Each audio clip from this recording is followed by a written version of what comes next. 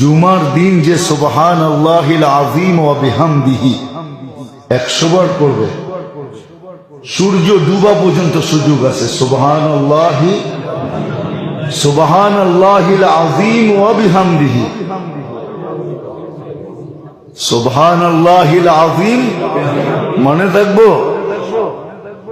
সে 1 লক্ষ নেকি পাবে, তার মা বাবা 12,000 করে পাবে। কিতাবে লেখা আছে, এক ছেলে পড়তো, কিছুদিন পরে মা স্বপ্নে দেখছে, তো মা বলতেছে, বেটা তুই যে পড়তেছিলি প্রত্যেক জুমায়, আর আমি 12,000 করে পাইতেছিলাম, আজকে পুরা হয়ে গেছে, এই জন্য আল্লাহ আমাকে আযাব থেকে খালাসি দিয়ে দিয়েছে। আমাদের পড়া উচিত সুবহানাল্লাহিল আযীম। মনে থাকবে?